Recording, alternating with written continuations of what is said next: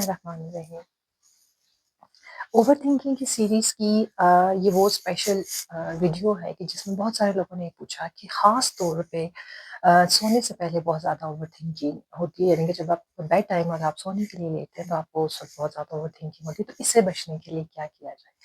इसके पीछे एक ब्रेन का एक प्रॉपर एक मैकेनिज़्म है कि क्यों हमें रात के वक़्त ज़्यादा हम चीज़ों के बारे में सोचते हैं, हम ओवरथिंकिंग करते हैं। होता है कि थ्रू आउट द डे हमारा ब्रेन जो है मुख्तलिफ हमारे जो सेंसेस हैं उसके थ्रू वो इन्फॉर्मेशन ले रहा होता है और बहुत सारी ऐसी इन्फॉर्मेशन होती है जिसको वो उस टाइम पे कैटर नहीं करता। वो बहुत माइन्यूट डिटेल्स होती हैं और हमारी अनफिनिश्ड जिसको हम कहते हैं थॉट्स होती हैं और ये हमारे दिन भर हमारे ब्रेन में जमा होती रहती हैं। हमारा ब्रेन इनको उस वक़्त क्योंकि उसके पास इतना टाइम नहीं होता और वो जो बहुत सारी इनकमिंग इन्फॉर्मेशन होती है उसको वो प्रोसेस कर रहे होते हैं। तो इस तरह की जो छोटी डिटेल्स होती हैं या जो ऐसी इन्फॉर्मेशन आ रही होती हैं कि जो इतनी नेसेसरी नहीं होती तो वो उनको क्या करता है हमारा ब्रेन उनको कंपाइल करना शुरू कर देता है। जिस तरह हम अपने डॉक्यूमेंट्स को पाइल कर लेते हैं, जो हमारी फाइल्स होती हैं जिनको अभी हमने कैटर नहीं किया होता, तो हम अपनी टेबल के ऊपर उनको पाइल करके रख देते हैं। सेम इसी तरह हमारा ब्रेन दिन भर की इन्फॉर्मेशन को डॉक्यूमेंट्स की तरह फाइल करके रख देता है। जैसे ही आप फारिग होते हैं, जैसे आप सोने के लिए लेटते हैं, तो क्योंकि आउटर वर्ल्ड से जो इन्फॉर्मेशन इनटेक का प्रोसेस था, वो स्लो डाउन हो जाता है, तो उस वक़्त ब्रेन को टाइम मिलता है कि वो अपने इनवर्ड में वो जो स्टोर्ड इन्फॉर्मेशन और डॉक्यूमेंट्स थे, उनको वो प्रोसेस करे। जी हाँ, ये इसके पीछे एक मैकेनिज़्म होता है और इसीलिए ज़्यादातर लोग ओवरथिंकिंग का शिकार होते हैं या ओवरथिंकिंग भी बहुत इंटेंस हो जाती है जब वो सोने के लिए लेटते हैं और इसी वजह से स्लीप डिस्टर्बेंस का प्रॉब्लम भी बहुत ज़्यादा हो जाता है। अब ये जो हमारे ब्रेन का मैकेनिज़्म है, इसको हम कहते हैं डिफ़ॉल्ट मोड नेटवर्क। अब डिफ़ॉल्ट मोड नेटवर्क का काम क्या है? उसकी जॉब ये है कि वो क्या करता है जो अनप्रोसेस्ड अनकैटेड जो फाइल्स थी या जो डॉक्यूमेंट्स थे ये उनको प्रोसेस करता है और ये प्रोसेस इसलिए करता है ताकि कोई ब्लॉकेज ना रहे। क्योंकि मैं पिछली वीडियोज़ में आपको बता चुकी हूँ कि हमारे ब्रेन का काम क्या है कि वो हमें हमेशा सर्वाइवल में रखना चाहता है। वो हर उसका काम हमारी हैप्पीनेस से उसको कोई मतलब नहीं है। उसका काम सिर्फ़ है कि हमें ज़िंदा रखना। और वो हर उस इन्फॉर्मेशन को प्रोसेस करने की कोशिश करता है कि जो हमारी सर्वाइवल के लिए ज़रूरी है। तो उसको ये लगता है कि अगर ये ब्लॉकेज रहेगी तो क्या होगा कि ये हमारे लिए थ्रेट हो सकता है। अब हमने क्या करना है, इस जो डिफ़ॉल्ट मोड नेटवर्क ऑन है, हमने इसको अपोज़ नहीं करना। हम इसको ये नहीं कह सकते कि तुम अपना काम बंद कर दो। उसने बाय हुक एंड क्रुक अपना काम करना है। तो इसके लिए हम क्या करते हैं कि हम उसकी जॉब को ईज़ी बनाते हैं। हम उसको हेल्प करते हैं इन फाइल्स की प्रोसेसिंग में। अब वो हेल्प हम किस तरह से करते हैं कि जब भी आप सोने के लिए लेटें और आपकी ओवरथिंकिंग स्टार्ट हो जाए, तो आपने करना क्या है, एक पेपर और पेन लेना है और उसपे आपने 3 सवालों के जवाब लिखने हैं। पहला सवाल ये है, व्हाट हैपेंड टुडे? आज क्या हुआ? आप 1-2 लाइन्स लिख सकते हैं कि जो उस दिन ख़ास तौर पे कुछ कुछ ख़ास इवेंट हुआ। दूसरी चीज़ क्वेश्चन ये है, what I will handle tomorrow? कि क्या चीज़ें ऐसी थी जो आज रहेगी और उसको मैंने कल करना है। तीसरा क्वेश्चन आप उसमें ये लिखेंगे कि what I need to let go. अब आपने करना क्या है कि इसके साथ थोड़ी बहुत आपने कुछ लॉजिक्स ऐड करनी है और आपका ये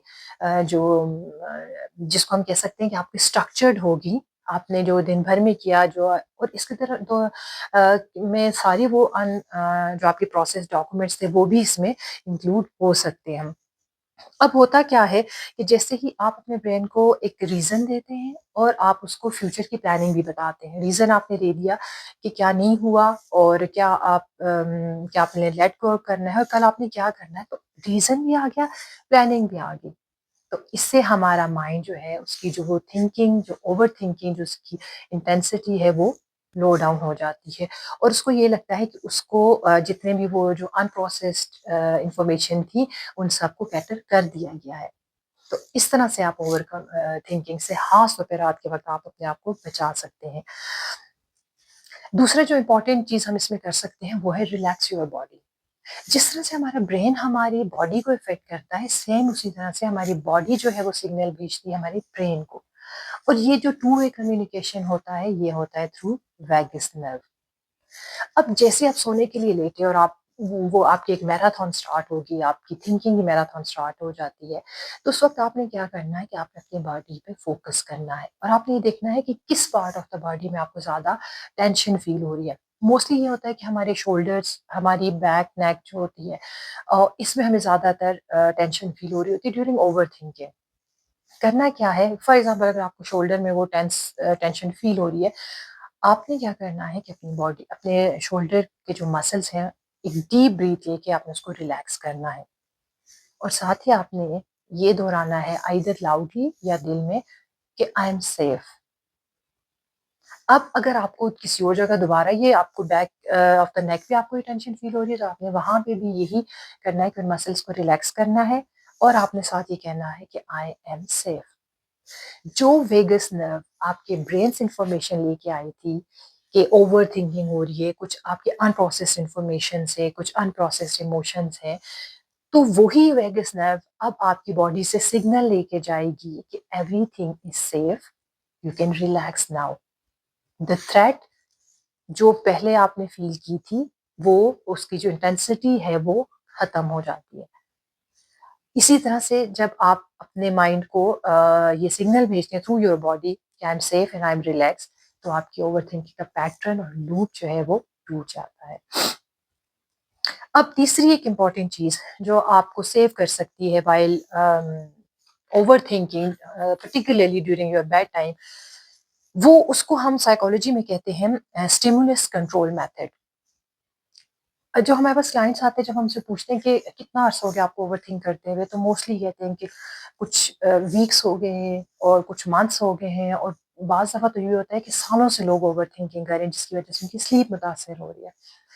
तो इसका रीज़न ये होता है कि आपके ब्रेन ने एक पैटर्न को पकड़ लिया है। आपका ब्रेन ट्रेन हो चुका है। हो सकता है कि कभी आपको दिन में कुछ अनयूजुअल हुआ और आपने सोने से पहले उसके बारे में सोचा हो, या 2-3 दिन लगातार आप किसी भी चीज़ के बारे में, सिचुएशन या इवेंट के बारे में आप सोचते रहे हो, तो आपका ब्रेन ट्रेन हो जाता है और उसको ये लगता है कि आपका जो बेड है, आपका जो स्लीपिंग टाइम है, जो आपका बेड टाइम है, वो कंडीशन हो जाता है ओवरथिंकिंग से। जैसे ही आप पिलो पे आप बहुत आपको नींद आ रही है, लेकिन जैसे ही आप अपने पिलो पे सर रखते हैं, तो फ़ौरन से वो जो रेस थी आपकी थिंकिंग की, वो स्टार्ट हो जाती है। क्योंकि ब्रेन को ये लगता है कि ये आपका बेड पे लेटना, आपके पिलो पे सर रखना कंडीशन है ओवरथिंकिंग के साथ, क्योंकि वो इस तरह से ट्रेन हो चुका है। अब हमने क्या करना है, जैसे हम अपने पेट्स को ट्रेन करते हैं, हमने अपने ब्रेन को रीट्रेन करना है। रीट्रेन हमने किस तरह से करना है कि जैसे अगर आप बेड पे जाते हो और आपको ओवरथिंकिंग स्टार्ट होती है, तो आपने फ़ौरन उठना है, आपने 3, 4, 5 कदम लेने हैं और या आपने पानी पीना है और आपने एक चेयर या काउच पे आपने बैठ जाना है। अब इस कंडीशन में कि आप बैठ चुके हैं, तो आप उन थॉट्स को आने दें, उनको आपने रेज़िस्ट नहीं करना। जैसे मैंने पिछली वीडियोज़ में बताया कि हमें अपनी थॉट्स के साथ फाइट नहीं करनी है। तो उन थॉट्स को आने दें। शुरू में आपका माइंड बिल्कुल कन्फ्यूज़ हो जाएगा, क्योंकि उसने एसोसिएट किया हुआ है आपके बेड को आपकी ओवरथिंकिंग के साथ। तो जैसे ये पैटर्न आएगा, तो 2-3 दिन वो काफ़ी कन्फ्यूज़ रहेगा। इस दौरान है कि जब आप पूरी तरह से आपकी आँखें बंद होने लगें, तो आपने उस वक़्त बेड पे जाना है। अब 3-4 दिन के बाद क्या होगा, उसको ये लगेगा और ये जो पैटर्न था वो खुद ही इस पैटर्न को तोड़ देगा और वो रीट्रेन हो जाएगा कि आपका बेड जो है, it is supposed to be linked with the sleep, और वो आपकी इस थिंकिंग को, जो आपकी बेड टाइम में ओवरथिंकिंग है, इसको वो ख़त्म कर देगा।